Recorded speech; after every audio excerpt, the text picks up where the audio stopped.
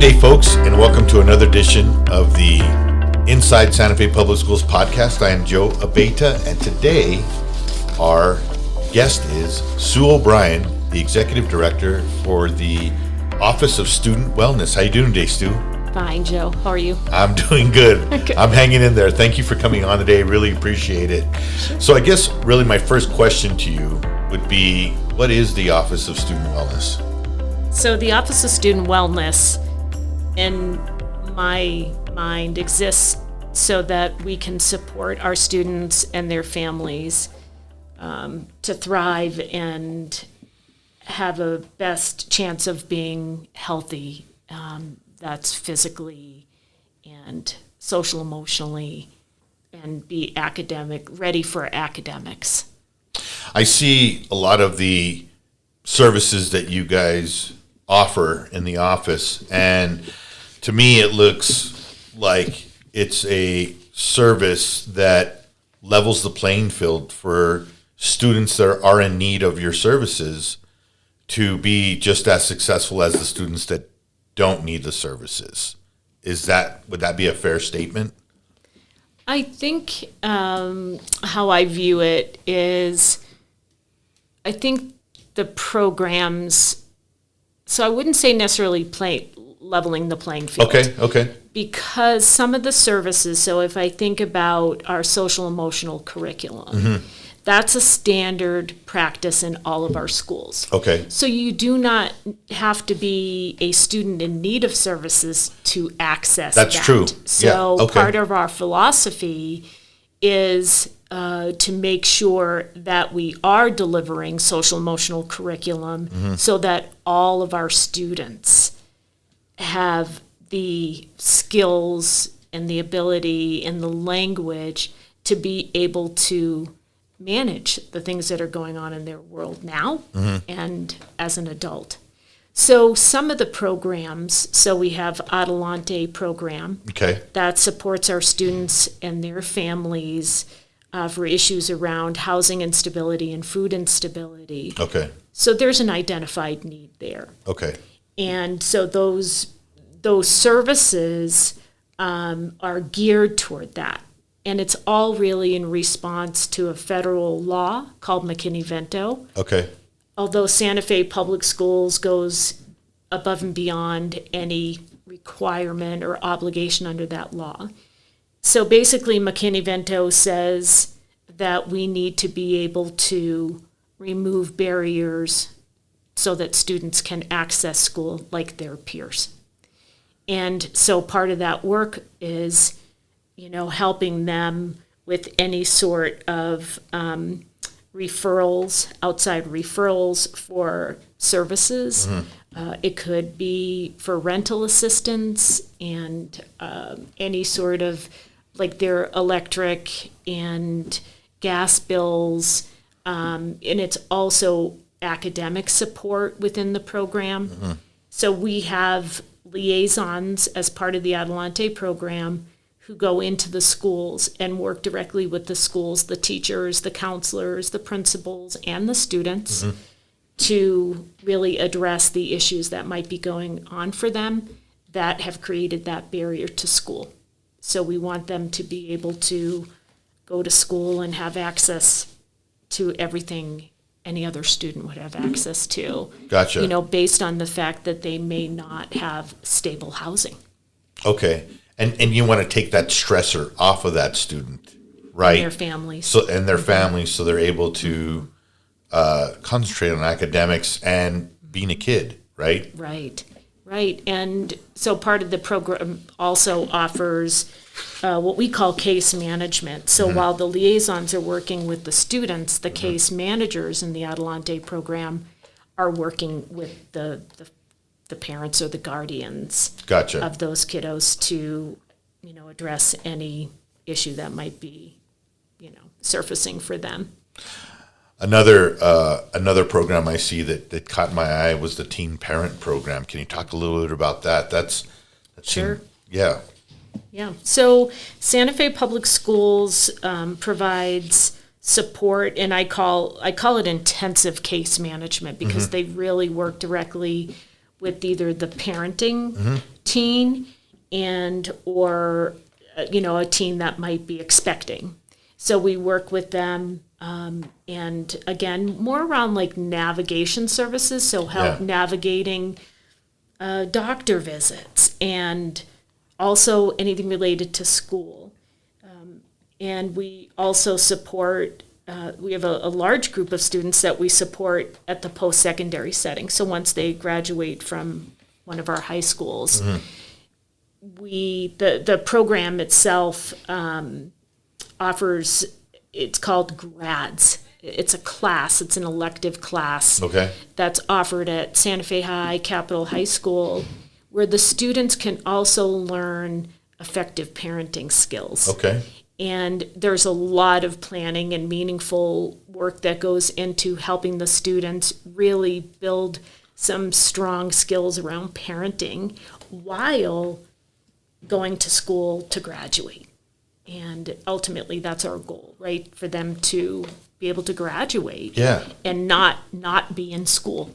So again, another program that helps to try to remove and address some of the issues that they're dealing with so they can go to school. Wow. Yeah. That's pretty awesome. So what what catches my eye is that the restorative justice program. What is the restorative justice program? Yeah.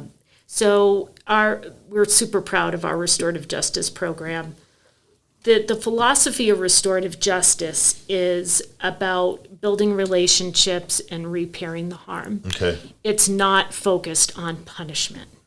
And that's not to be confused with accountability. So in our view, there's a higher level of accountability when students engage in restorative justice work or practices. It really focuses on their voice and teaching them skills on how to resolve conflict in a healthy way. It's about focused on repairing the harm. It's saying, what did I do? So not focused on what happened, but rather, what did I have, what was my involvement? What did I have to do with the situation? And then how did then we repair the harm? Wow. It's a time for the students to be honest, and they're very open. They're very willing to say, this is what's going on, and this is how, I played a part in something. And then, like I said, with the idea of it being resolved in a different way. I feel like a lot of times, or maybe in different practice, a different approach, students don't always get that closure. So there might be a consequence imposed, but the students never get closure with that relationship. And sometimes things get bigger, right? They escalate in relationships. And this way, restorative justice really helps them talk through it and come to a different place of, what we call healing, really, and be able to move forward. That's interesting, just because to be able to have that door to walk in, the restorative justice door, to be able to have closure and to have healing in the process and realization and awareness, right? And to be able to have that, to be able to address something and to have it resolved and to have some closure for it and heal from it too as well and learn from it too. Right. Is pretty amazing, and to have something like that available to our students here at SFPS. Yeah, it is. I think what I would want people to know, it's actually a pretty structured process. So it's not like we put students together who are not ready to either accept a level of responsibility and who are feel like feel safe enough to do that. So we're never going to put them in a situation where they're not feeling safe. So it's not like perhaps other approaches where you put two people together and work it out. No, it's very structured, and a lot of work on the part of the coordinators goes into setting it up for them to be successful. But the students have to be willing. It's not something that they're required to do, but something that is available. Gotcha. If they want this approach. And a lot of students are referring now themselves, and they're referring their friends. That's awesome. Yeah. Well, I think because I think that there's a lot of I don't want to say is it fear or just anxiety. I think of having to address something like that, of having writing today. You want to say something, but you maybe not know how to say it, right? Right. And this is the vehicle to be able to help you communicate that. Exactly. Right. Right. Let me ask you something. As far as like all these programs that you do have to offer in the office, is there any that kind of interconnect with each other, where they kind of as a combination or something like that, where they can, go to restorative justice program, but they want students like on the WAVE program, and we'll talk about that. They want to be part of the wellness ambassadors to voice and empower. Is there a connection with that? Is there in some of these programs where you can have a combination of them to help you out in your wellness, if you will? I think, well, there could be some overlap. Okay. In other words, sure, any student could be part of WAVE who might also, utilize restorative justice. Gotcha. Absolutely. Okay. So the programs are available to all, and services are available to all students. Gotcha. And that's, I think, what is really important to highlight. The WAVE program is, youth led. Okay. It's youth voice, as it denotes in its title, and students can join WAVE at their high school or middle school, and with if they have a certain issue that they want to address around wellness that might be going on for them at their school, or what they see happening, that that might be something, and want to be part of a leadership group. They learn leadership skills in this program, if you will. So they can certainly overlap. We might have a teen parent who may also be in WAVE. Okay. So it's really, these programs and services are available to all of our students, Gotcha. except the ones that I would say, of course, our teen parent, which is focused on teen, parents, teens that are parenting or expecting, and those that qualify for Adelante. But otherwise, the services are available. I'd like to just maybe dive deeper into the WAVE program. What would be the main takeaway from the program for a student being involved in WAVE? Well, it's focused on youth development, and like I was saying just a few minutes ago about building the skills for our youth. And it's driven based on an issue that they identify. Okay. Of wellness related topic. Okay. That they want to work on. Okay. So they work with sponsors at their school sites who help guide them, and they do different projects in the WAVE program. And they have, so they could be working on bullying, on suicide, gun violence prevention. Really they identify a topic of wellness that is of issue for them, and then come up with different activities that they do at their school sites to, I don't want to say address, but really to work with the issue that is there for them. Gotcha. Okay. Does that make sense? Yeah, totally. Okay. It makes a lot. Yeah, Okay. makes complete sense. Yeah, they're school site projects that they identify, and they do. And you're hearing it from the students, right? Hearing it from the students. It's not adults driven. making something. That's right. It's the students they have a voice to be able to say, hey adults, this is what we feel is an issue here, and we need to address it, and how we solve it, and whatnot. That's pretty awesome. It is. And then the adults, they work with them on, refining what the issues might be, and how to, what to engage in terms of activities. Gotcha. Awesome. So they learn a lot of different skills. Yeah. And I see one here also. I mean, there's plenty here, and folks, you can go to the SFPS website and just look under student wellness, and you have all hyperlinks to all the programs that we are mentioning and much more than what we have mentioned today. I do see here, Sue, nursing services, and those are available to, you have nurses, school nurses everywhere, right, at all the schools, correct? We do.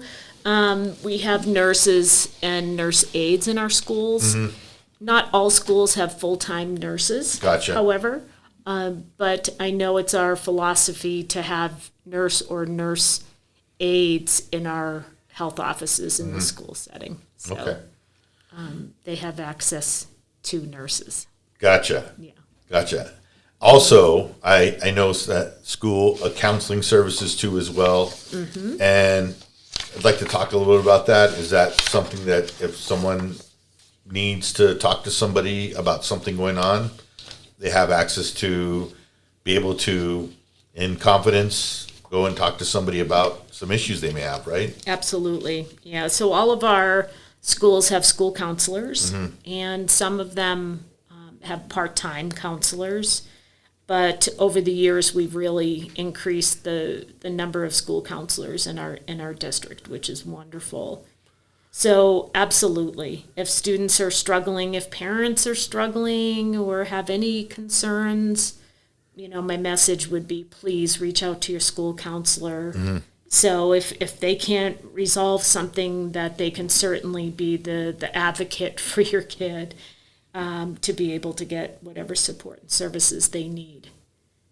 That's all. Amazing school counselors. Yeah, no, that's amazing. And I know, I know that there may be some parents listening to this podcast. How does that play with the insurance? What if I don't have insurance? Do I still have access to these services if we do need it? Is it something or that my child can go and take part in for all the services, some of the services, if I have insurance or I don't have insurance? The only service that parents would need insurance for within the Office of Student Wellness would be our behavioral health services, Okay. K through 8. Okay. And so through the office, I'll give you a little bit of information, Yeah. so it kind of makes sense. So we have our school counselors. Okay. And our school counselors are not licensed to provide therapy, Gotcha. like clinical therapeutic services. Gotcha. Okay. But through the Office of Student Wellness, I have a partnership, or we as a district have a partnership with 3 local agencies, behavioral health agencies, that staff our schools with therapists. So they're not all full-time, and it's a referral basis. So students at the schools can be referred through their school counselor, the principal, parents, themselves, where they can access that service. So the therapists come into our schools, and they work with either the school counselor at that site or the principal to identify what days they're going to come in, how many days, how many kids they're seeing, and they provide that service right in the school setting. Oh, wow. Okay. So with that being said, that service, they would access the parent or guardian's insurance. I know that PMS, one of our partners, if parents are having a difficult time financially, that the parents could advocate for help around that. And I believe that they would offer services, and work with them on the financial aspect of it. Students at the middle and high school level can access our teen health centers, which are run by PMS. Okay. And they can go in and they have access to free confidential services. And because of their funding sources, they're able to offer those free services. And it's physical and mental health, behavioral health for our students. So no insurance is sought for those services. That's great. Yeah. That's great. Well, one last question. You guys do so much staff-wise, how big's your staff? I feel like the Office of Student Wellness has a pretty small staff for the work that we do. Yeah. So I have a coordinator for each one of the programs. Yeah. So the executive director, Jen Jefferson, who's my amazing partner in the office. She is the assistant director, and she really oversees all of our prevention efforts. Yeah. The bully prevention, suicide prevention, all our SEL curriculum, our social emotional curriculum, our WAVE program, our gender support, which we haven't talked about, our gender support program for our students. I would say, please, if you want any sort of support and guidance and advocacy, reach out to us. We offer amazing support for our students. And then, like I said, just our program directors, the lead nurse. So we have a small crew. Yeah. Adelante has about 10 staff members total, including a coordinator. So we're pretty small staff. Gotcha. So Sue, coming to the end of our podcast, any other information you'd like to get out there to our listeners? I would, Joe. We in Santa Fe Public Schools, we know that many of our students are really struggling with their mental health. And so in response to that, starting this coming school year, we're going to phase in mental health curriculum, mental health education for students and staff. Okay. So we're very excited about that. Like I said, we're really looking at a phased approach. So we'll start with some pilot classes next year. Okay. And implement mental health first aid, which is an evidence-based curricula and program for our students on middle and high school.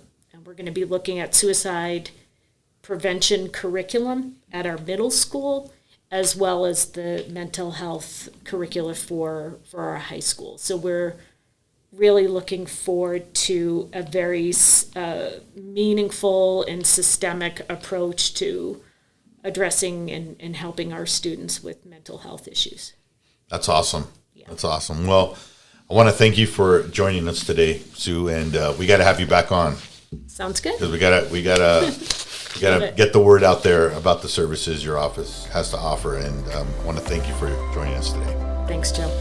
And thank you, folks, for joining us here on another episode of the Inside the Santa Fe Public Schools podcast. Folks, have a safe week. Have a great week. Adios.